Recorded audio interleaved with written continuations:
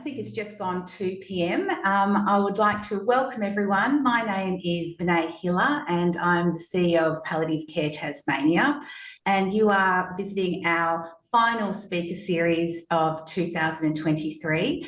It's an international speaker series and we're thrilled to be able to present that to you. I'd also like to introduce my co-host today, my colleague Hannah Butler. She's the Manager of Community and Sector Engagement, and there are some other members of our team here to support today's lovely event.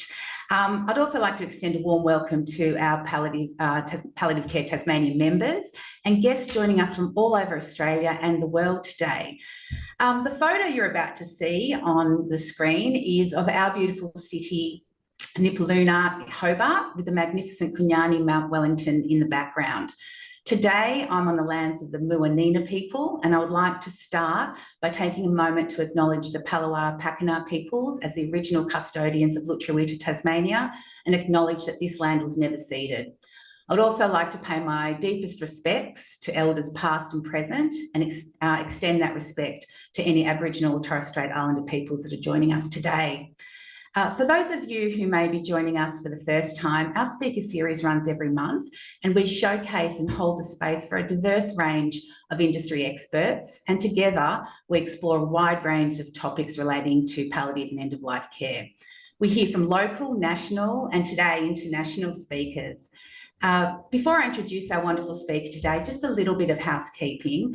If you have questions during the talk, please submit those via the Q&A function or the chat function. Our team will be monitoring this and will make every effort to address those questions. But do note we have almost 200 people registered for today's event. We'll have 15 minutes at the end to look at those questions and have a discussion. So with that being said, it is now my absolute honour to introduce our very special guest, dialing in all the way from Canada at 10 p.m, Dr. Sammy Winemaker. Dr. Sammy is a palliative care physician, an associate clinical professor at the Department of Family Medicine in the Division of Palliative Care at McMaster University, Canada. She teaches palliative care to healthcare professionals. She's a podcaster, an international speaker, a social media guru, a leader of an international movement called the Waiting Room Revolution, and the author of a fantastic book, Hope for the Best, Plan for the Rest, 7 Keys for Navigating a Life-Changing Diagnosis. Dr. Sammy, it is a real thrill for us to have you here. I know my team and I are great fans of your work, as I know many of our members are as well. Welcome and thank you for being here. Oh, it is my pleasure. I just wish I could be there in person. That's all. Thank you. I'm going to share my screen now. That's okay.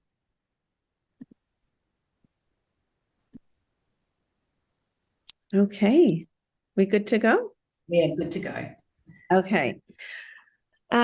So thank you to Palliative Care Tasmania and PalliHub for having me here today. I'm so excited. I was telling these folks that I said to my husband and my girls, oh, I'm just going downstairs to the living room to Tasmania, and I still think it's so cool. But thank you for having me. I'm here to share with you my I guess you would call it my passion project on the side of my career as a palliative care physician. And I have to mention my dear colleague, Dr. Sien Xiao, who is my partner in crime in this revolution. And so I'm excited to be here and to share this with you. So without further ado, I will go ahead here. All right.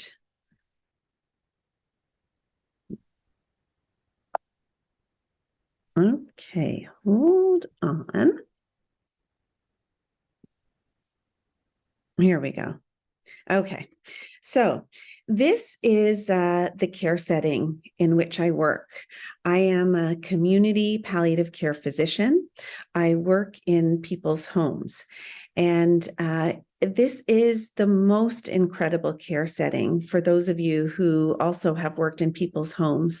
It is a place where you walk in the front door and you take your shoes off, you hang your coat up on the banister of the stairs, and you truly become integrated into the environment in which people live. And it is this casual environment that allows the power differential between, let's say, the doctor and or healthcare provider and the patient and family to be leveled as it should. And with that comes the ability for communication to just flow. People do not hold back in the home. And they will tell you just about anything and everything, the good, the bad, and the ugly. And I have felt very grateful to receive thousands and thousands of stories of people at their bedside. When I first started working, I thought, this is incredible being a palliative care doctor in people's homes. There's not much that I have to do to make people feel better. I meet people at the very end of life, and usually they have had a pretty rocky journey. And just by the mere showing up in their home, I've already made a difference. And so years of working in this career, I felt like it was almost like a drug. I was addicted to it. It was so incredible to provide end of life care. However, it didn't take long until I started realizing that I was hearing some of the same horrible themes over and over and over again. And what began as this incredible, exciting career in people's homes began to feel like I was part of a very broken healthcare system, and I became quite alarmed. And so I'm here to tell you about how I took my experience in people's homes and I partnered up with an incredible researcher named Dr. Sien Xiao. And we, in a dark hour of our careers, began something new, this revolution that I'm going to tell you about. So I'm going to play this. I don't know if in Tasmania you've ever heard of I Love Lucy, the show. I'm sure you have. I think it was an American show. But this is a clip that's pretty iconic where Lucy and her best friend Ethel are working on a conveyor belt with chocolate truffles, and they simply cannot keep up. They are stuffing those chocolates in their hat, in their mouth, in their shirts, wherever they can. They just cannot keep up. And it's this clip that sort of reminds me of how it feels to work in palliative care sometimes. We see ourselves as Ethel and Lucy, and this impossible task of trying to provide all the palliative care and all the end of life care for every person who's facing a progressive life-limiting illness. It simply is not possible. The truffles represent the patients and families, and they have their own challenges. Look, they're flying all over the place. It is out of control. The healthcare providers are out of control. The patients and families feel out of control. Everyone's feeling out of control. So I think maybe some of you who are listening would probably, this would resonate with you. So we've got a problem. And part of the problem, and perhaps it is the same in Tasmania, is that this traditional model of palliative care is alive and well, even though we supposedly have moved on from this model of palliative care where someone gets a diagnosis of a progressive life-limiting illness, and by mistake, we just call it chronic illness when really it is a progressive life-limiting illness. So illnesses like dementia, ALS, Parkinson's, cirrhosis, chronic kidney disease, MS, non-curable cancers. What organ haven't I mentioned? Congestive heart failure, COPD, pulmonary fibrosis. I mean, I could go on forever. These are not chronic illnesses. They are progressive and life-limiting. And in this traditional model of palliative care, we focus from the diagnosis on life-prolonging or curative treatments, and we pass the baton from one service to another, one healthcare team to another. It's very busy. We're in the weeds and the day-to-day of the illness until suddenly the gig is up. The person is labeled palliative, and they're told there's nothing more we can do for you. And they are transferred to a palliative care team. And this transfer to a palliative care team for many people, and this label of being palliative, feels like a slap in the face to many patients and families. They are terrified of that word, even though we know that it represents this incredible care. If we think that palliative care is a point in time or a label, and before that, we didn't really have to call it for what it is, then people feel like they have suddenly dropped off a cliff. And we all know, and I know I'm probably speaking to the converted here, that we're supposed to move away from that traditional old-fashioned model of palliative care delivery to this newer idea about palliative care. It's supposed to be early palliative care that starts at the time of a diagnosis of one of these illnesses and increases over time as the person approaches the later stages of an illness and continues all the way through beyond death into bereavement. And that this type of care, called a palliative approach, can exist alongside, simultaneous to other types of approaches to care, like chronic disease management or best medical management for the underlying illness. Palliative care can dance along a dotted line with any other kind of care from the time of diagnosis, and is not just delivered by a palliative care specialty team.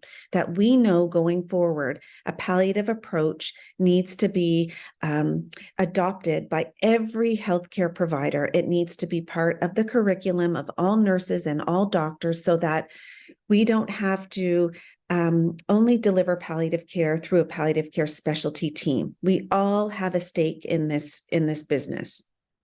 Okay, so why are we still feeling that we're the only ones doing it? Why are we still feeling that we cannot keep up with the truffles that are coming at us in billions and billions? There is still something very wrong here. And I suggest that even though philosophically we understand this newer, more modern way of looking at palliative care as just an approach to care, a philosophy of care, it's not a label, that this other palliative care model is still alive and well. So we have to be done with that. And so, yeah, I mean, I've met thousands and thousands of people, and Dr. Siao has researched thousands and thousands of patient stories. And we have come to realize that there are a portion of people who seem to be in the dark along their illness journey. They tell us that their journey has been very reactive, that they have felt unaware of what's going to happen next. They feel unsure all the time. They feel it's a generic illness journey that doesn't really represent them. They don't recognize their themselves in this story. They feel overwhelmed, frustrated, and scared. And so we also realized there was a portion of people that seemed to be in the know. And these people had a completely different illness experience. They had one where they felt more prepared, more informed. They felt more confident that their illness journey truly represented them and it was tailored to them. They felt more in control, in charge, and hopeful. And so these two groups became very curious to us, and we were scratching our heads trying to figure out what is the difference between these two groups. Why do so many people seem like they're in the dark, and why do others, a smaller portion, seem like they're in the know? And so we spent I can't tell you how many cups of coffee talking about this. In fact, I think I taught my partner, Dr. Cien Xiao, how to drink coffee. And no one has forgiven me since, because he has more energy than 500 people. And on coffee, it's even more incredible. But we started really digging into and sorting through these two groups of patients and families. We also had to look at the healthcare system and realize that the culture of the healthcare system, from the time a patient and family step on the conveyor belt of healthcare, they enter into a foreign land, a foreign culture with weird language and people in white coats and Greek and Latin words that seem to make no sense. And the culture of healthcare and the way we're trained, we're almost providing some roadblocks for patients and families, or pitfalls or hurdles that they didn't even know existed. So we wanted to address, the in the know and in the dark illness experiences, and also the roadblocks that naturally existed in our healthcare culture. And we wanted to blow it up. And I shouldn't say blow it up, actually. I keep using these battle metaphors, which I always promised I would never use, but for some reason these days, they just are coming out of me. I apologize. We wanted to turn it on its head. How about that? That's better. What we really wanted to do was shift our energy, not all of it, but some of it, from teaching healthcare providers, which is what the business I've been in for the decades that I've been working, and Dr. Xiao, we have been focusing so much on trying to teach healthcare providers how to do this differently. And we decided to focus on the consumer, the citizen, the public, the patients, the families. It's those people who we felt deserved and had a right to a lot more information than they were receiving, and that they simply didn't know what they didn't know, and that this was the beginning of a very problematic healthcare journey. We didn't want to have more patients and families hitting up against an uncomfortable healthcare system or healthcare providers that weren't catching on. And so we almost wanted to leapfrog over the healthcare provider and go public and tell the world from atop of a mountain, this is what you can do to make your illness experience better. There's lots you can do, and you don't have to wait until your uncomfortable healthcare provider becomes more comfortable with it. So we came up with 7 keys. So the 7 keys to navigating a life-changing diagnosis. We could have called them 7 mindsets or 7 skills or 7 elements of magic. I don't know what else to call them, but we ended up with keys because they unlock some of the secrets to being an in the know patient and family. So I'm going to go through them pretty quickly, but there's a lot more to them. And they might not sound particularly sexy or new or, like rocket science. It's pretty straightforward. And that's the beauty of this. But the beauty of this is that this information we're trying to give to the public, and we're trying to do it in a way that isn't scary and that is upstream at the beginning of the diagnosis. So this isn't about selling end of life, dying, and death and scary words to people at the beginning of their illness, where their readiness does not match that type of language and vibe. We needed to deconstruct it and put it back together so that it met people where they're at the beginning of an illness.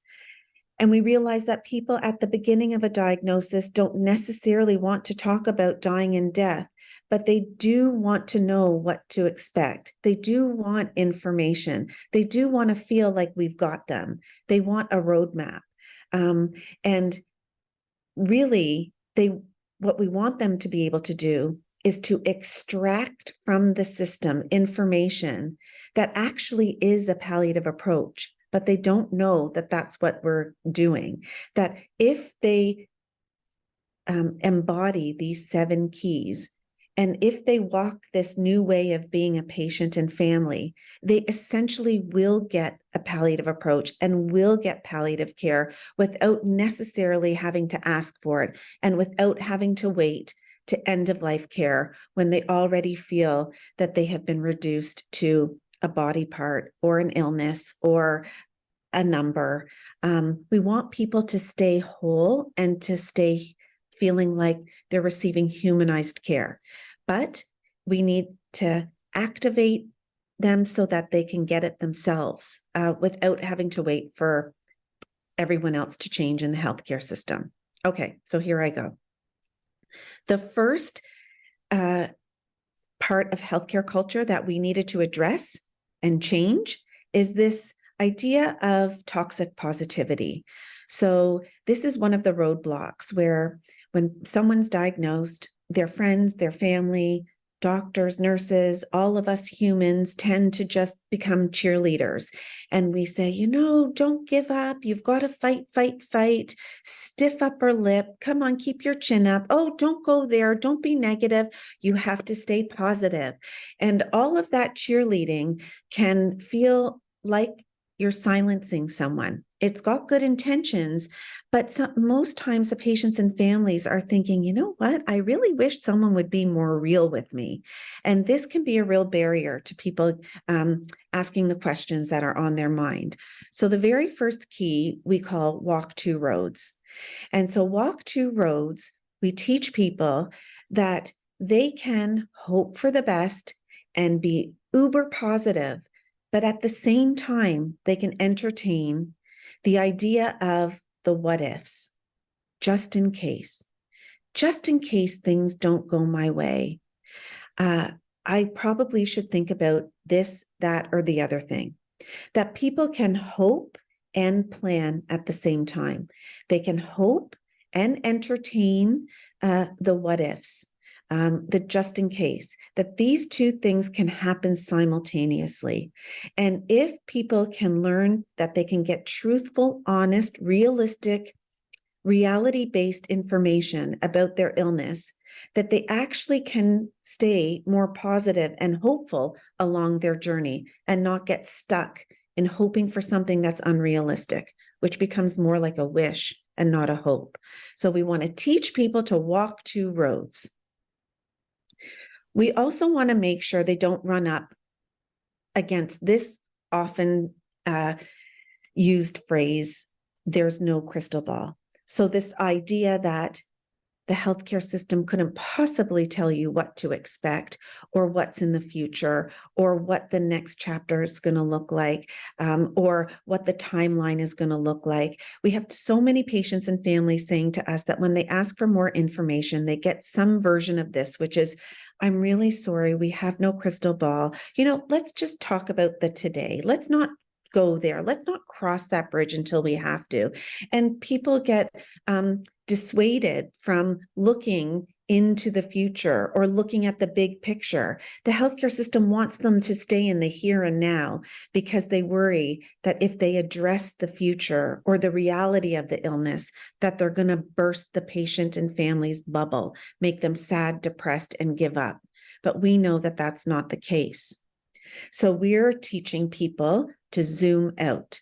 And what we mean by zoom out is we are teaching people that every single illness has a roadmap, has a footprint or a natural history to it, or a storyline, whatever you want to call it. They may be the first person with, for example, Parkinson's, but Parkinson's has been around forever. Billions of people have had Parkinson's, and there is the beginning, a middle, a late, and an end stage of Parkinson's. And even though every individual will have an individual way of going through Parkinson's, for example, the citizens have a right to know that there is a big picture of Parkinson's, and they can know when they're moving through the different chapters. They can know the average timeline if they want to know about Parkinson's, and when to identify when they're in the more advanced or late stages of Parkinson. So we want people to get out of the rabbit holes, the tests, the results, the treatments, the day-to-day stuff, and learn how to rise above and look down on the big picture, zoom out on what their illness looks like, because that's going to provide them the context they need to make any decision at any bus stop along the way. That is very difficult to get true informed consent when you're not looking from the perspective of where am I at in this illness. So information is power to the people, for sure. Whether it's good or bad, people do better with information. We don't force it on them, but we offer them. So the third key addresses the idea that people assume that whatever illness they have is going to be what drives the experience, that they just simply sort of go with the flow, take me along the Parkinson's illness, when really we know that everyone is different, and there is a lot that we can harness about our individual style that is going to influence our illness experience as much as the illness itself. That it is really empowering to realize that if I can look myself in the mirror as Sammy, look back on my life, look at the times when I've struggled, where I've run into trouble, perhaps a boyfriend dumped me, or perhaps I got fired from a job, or there was a divorce of someone in my family. All of us have had difficult times, and we can look back and ask ourselves, what served us well? What didn't serve us well? What were our natural personality traits and the things about us that helped us move through those difficult times? Well, guess what? People die as they live. Knowing your style, you can predict when you get a serious illness, what you're going to be like as you face this challenge. And that is hugely empowering. And not only that, you can know the style of the people in your inner crew, the people who are wrapped around you, your brother, your sister, your mom, your dad, your partner. Everyone has their unique style. And it is possible to know you and your people enough so that you can predict what you're going to need as you face this journey and where you're going to run into trouble. So people can take control of a lot more than what they realize, even though they can often not take control of the actual illness. You can take control of your own style. So the fourth key is addressing this idea that the assumption is the doctor knows best. So, doctors know everything. We're on this pedestal, and people just, will just do what the doctor says. They'll say yes to everything because the doctor must know best. But the doctor might know the illness better than everyone else, but the person knows themselves. They know what they value. They know what they're willing to trade off. They know what's most important to them. So we teach them not only to recognize their own style and coping strategies, but know yourself so well that you can use your values as a way to make decisions that reflect you and not the doctor, and not what standard care is or usual care, the conveyor belt care. That knowing your style and customizing your order, you will be able to maintain a sense of yourself and nip and tuck your illness experience so that at every point along the illness, you will recognize you in that illness. Even though your underlying illness will change, you can stay you by knowing these things. There's another part of our culture that's problematic, is that when someone gets an illness, that it's all about the patient. the spotlight is just laser focused on the patient with the illness. But really, we should teach people to expect a ripple effect, that most people don't go through an illness by themselves, that there are people in their life that are going to be affected by the illness. And so why should we wait, deep into the illness to realize that someone is now the caregiver, and that we knew from the very beginning, because we know how these illnesses change over time, that it's going to affect their family. And so expect the ripple effect means we broaden the spotlight from just the patient, and we say this is a team sport having a serious illness, that they are a unit of care. You all count. Everyone's questions count. Everyone's needs for information count. And it's not just about the patient. People assume that the system is a well-oiled machine, that, come on, we're in 2023. The system must be perfect and everyone knows how to connect with each other, and communication just flows seamlessly across care settings. And we never have struggles when we are going through transitions. Well, that's not the case. So people need to know right from the start that you're going to have to play a part in connecting the dots of your illness journey. That if it's not your style as the patient, someone in your family, it would be wonderful to identify almost like your manager in the family, that it's really important for them to keep track, almost like a curriculum vitae or a resume, of the main points of their illness and what's important to them and what's happening at home, and bring that with them like their own health record, so that as they cross care settings and care teams, that they feel like they're in control, that they have this book that represents them, and that nothing's going to get lost. And again, these keys were to address some of the things that the millions of people, not millions, the thousands of people told us were their anxieties at the end of life. Like, the right hand doesn't talk to the left hand, and I feel like I'm falling through the cracks. So this is about self-management, empowering citizens to take control of some of that stuff, and it'll actually make them feel better. And last but not least, the seventh key is addressing this idea that no news is good news, that if I'm just a quiet, good, passive, lovely patient, that I will get better care and that all good will come to me. I'll have better outcomes if I am a good patient. Well, that's not necessarily the case.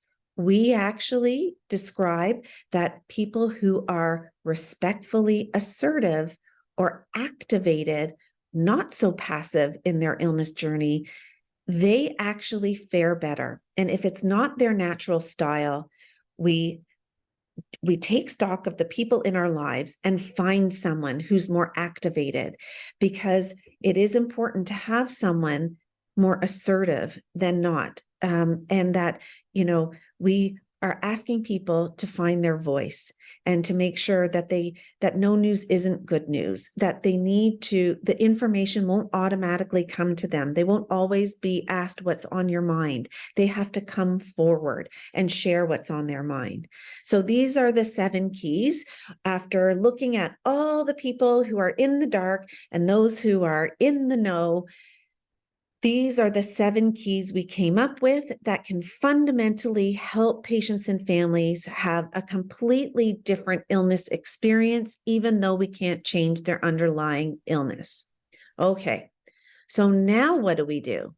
This is all fine and dandy, but no one ever taught me how to take this kind of information to the public, nor did they teach my partner. We've been used to teaching medical students and doctors and nurses, so we weren't quite sure how to get this out, to pump it out. So we decided to step out of our comfort zone and start a social movement.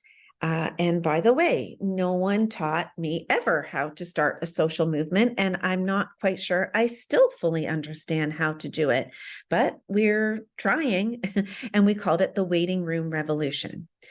And we called it the Waiting Room Revolution because literally people are waiting in waiting rooms, feeling like they're about this big. It's very scary. It's a place where they feel probably the least amount of control, waiting to see who's going to come through the door, what results are they going to get. It's usually an awful feeling. And the metaphorical waiting room, where people are just waiting for something they don't even know. And so this is the name of our revolution. And so great, we now have our 7 keys. We've got our logo. We've got our revolution name. And now we have to start a social movement. And so we started a website. Again, this is all new learning for us. The website is called the Waiting Room Revolution. And so, okay, that's great, but not everyone is going to visit our website. So how do you pump this up? So we decided to start a podcast. I had never listened to a podcast, and neither had Dr. Siao, my partner. And so it was during COVID. We learned that taping these things in your closets, when he was in his and I was in mine, and the clothing in your closet provides a good soundproof media podcast studio. Okay. So I told my husband I need to go out and buy a lot more clothes so that my sound can be much better. And he fell for that. So that was good. And we started a podcast. And so season 1 of our podcast, we walked through every one of the keys, and there are more than the 7 keys in that podcast as well. And we were able to talk it out with people and explore these ideas and hear what people had to say. And it was the fastest way we could just get this out there somehow. And so we also, this is about the podcast too. So yeah, it's crazy. We're in season 7, and that's wonderful. We're about to, we've just taped for season 8, and that'll be out in the spring. We have it in the spring and the fall. And there's been over 90,000 downloads. We're shocked. We have pretty high ratings. We're listened to in lots of different countries. And the best part about it is we ask people to be on our podcast and they say yes. I guess people think it's a big deal. Little do they know, we have no equipment and we're just sitting in our closets, but all these lovely people are saying yes to be our guests. And it's been a lot of fun, and we've met a ton of people, and we're appreciating meeting all these super connectors, because suddenly it's starting to feel like maybe this could spread. And we also did something else that neither of us knew. I was very good at emailing. I can use my iPhone. I have never had Facebook. I never had any social media, but we said, okay, we better do that too. So we got ourselves on as many social media platforms as we could. So we jumped on Instagram, learned how to do that, and Twitter, which is now X, and TikTok. And we did lots of presentations, and we've been on other people's podcasts. And so again, we're just trying to pump out this intel to citizens in any way possible. Some people will go to the website. Some people will listen to podcasts. Some people are on social media. The nice thing about social media is that we could get real-time feedback from people about the content, and people do not hold back, for better or worse. They will tell you everything. Your hair is horrible. I hate what you're wearing. Oh, but really, dyeing isn't painful. So it became like a living laboratory and started feeding us with more and more intel. And with that, we have shaped our content. And then we also published a book. So I should probably say there's a little bit of a conflict of interest here, because we do receive royalties, a few cents from every book that's sold, and we're trying to spend the royalties from the book to do more stuff within our social movement. But anyway, so yeah, this book has been out for 2 months now, and we've had some great reviews. So we've the podcast, social media, talks like this, and being on other people's podcasts, and the book. And suddenly it's feeling like maybe this is going to catch. Maybe. We had someone post on Twitter a while ago when the book just came out, and this is unsolicited. This person with cancer said, I'm a few chapters in and can already tell you that this is a must read for folks who are unsure how to navigate their illness. So we were like, yay, that's so wonderful. And then he said in the next day in a post that he was using the language like zooming out, and that he had a better handle on what was happening. And this felt so good to us because we were suddenly thinking that maybe we're onto something, that people are telling us that this is helpful, and we had no idea if it would be helpful or not. We actually worried at some point when we came out with our revolution that our own colleagues in healthcare or in palliative care were going to think that we watered down palliative care, that we weren't calling it palliative care, and that we were airing the dirty laundry of the healthcare system.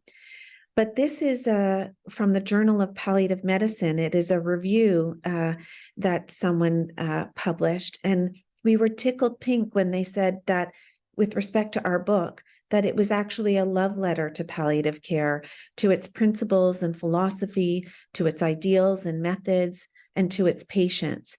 And so this was a huge relief to us because we thought we were doing something a little bit naughty, but seemed to be landing okay.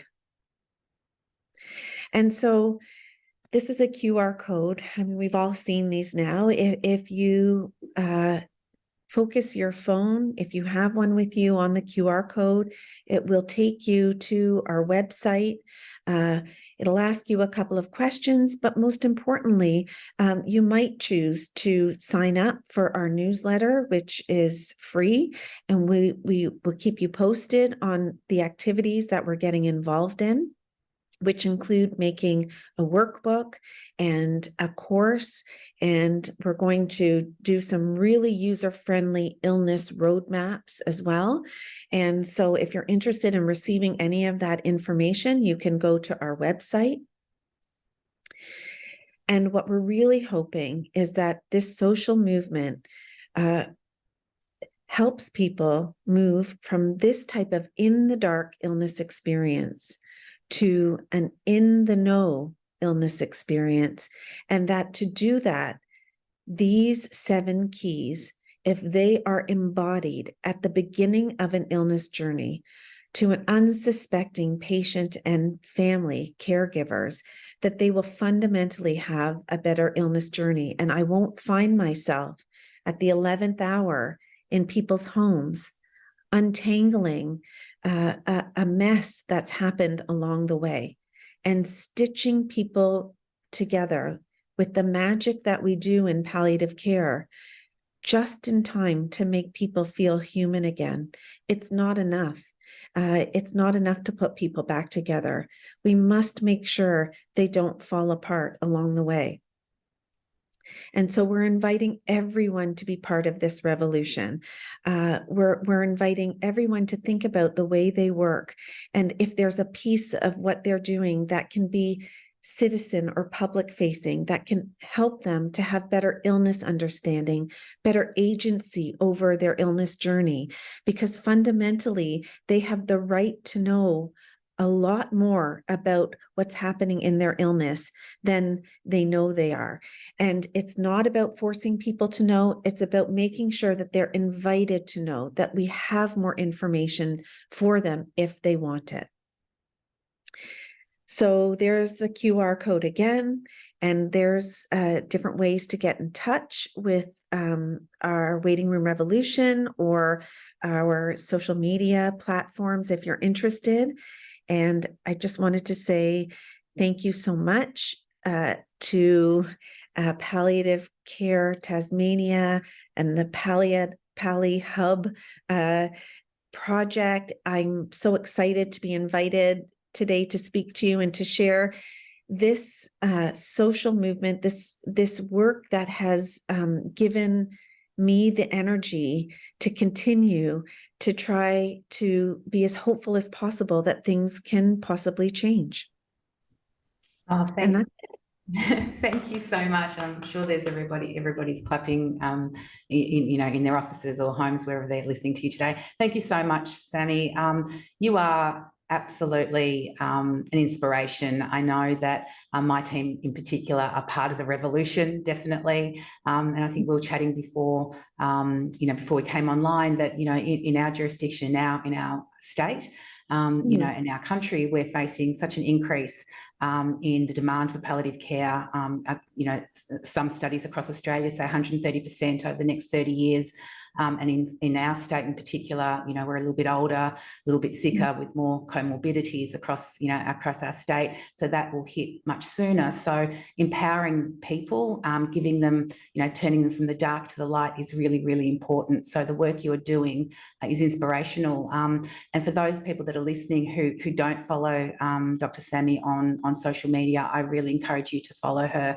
She has a beautiful way of being able to break down so many different complicated discussions and thoughts, not only about the revolution, but in your practice as well, that I know our team have benefited from listening to, and you have a great way of bringing that content to the people.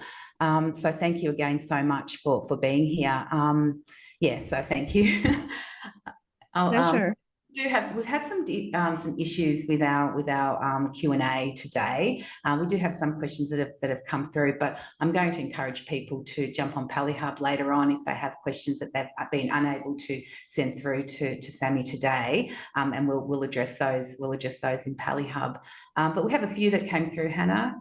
Yeah, look, Sammy, I think thank you very much for your presentation. We're already getting lots of things coming through the chat from people saying thank you, and that was really inspiring. And I think, what resonated with me when you talked about, quite often people say, we don't have a crystal ball, and down here in Australia, we often hear, how long's a piece of string? And then for people to say, what does that mean? What does that mean? And they can get really confused by that. A question that came through, have you encountered any challenges or resistances when implementing your waiting room revolution? Let's see. I have to say, for the most part, it has been really well received. I think that the challenge is, the marketing of it. People know that I'm a palliative care doctor, and so they assume that we're going to be talking about dying and death. And it's been difficult to try to explain to people that is where we learn, that is where we collected the intel, and that is the perspective that allowed us to look back on the illness journey. But that this revolution is about the beginning of the illness and going forward, as opposed to like working backwards. And so we've almost had to untangle ourselves from being overly identified as, working in palliative care and end of life care, because of course we know people have some natural antibodies to the P word, right? So that's been one challenge. And I think the other challenge, I guess I would admit, is that patients and families will say to us, but I have asked before, and I have tried that before. And, they still run up against uncomfortable doctors and nurses who don't answer their questions, or, politely shut them down in the ways that they do. And so we acknowledge that and just want so many people to persist. If we can have a tidal wave of new patients and families going to the healthcare system with this new vibe, then no one person soon enough, we hope, will be shut down, that there'll be no question anymore, that the doctors and nurses have to figure out how to answer their questions and give them the information. So that's been another challenge. But mostly it's been fantastic. I think the other challenge is just time to do it. Well, we're still all working, right? And trying to keep up with the demand of the people that are coming off the conveyor belt. So how do we do this and that at the same time? I don't know. That you kind of already started to answer that. There was something, someone had popped into the chat there. What do you think can be done to expand the 7 keys, not just to power care, but also to medicine in general? Because going off what you just said, this is, we don't want the end. We want to work with people early on in their illness, but how do we make that impact early on overall? Yeah. So this is going to sound horrible. And with all due respect, it's not meant to be insulting, but Xian Xiao, my partner, is Chinese, and there is a Chinese proverb that says, you need to ride the horse to get the cow.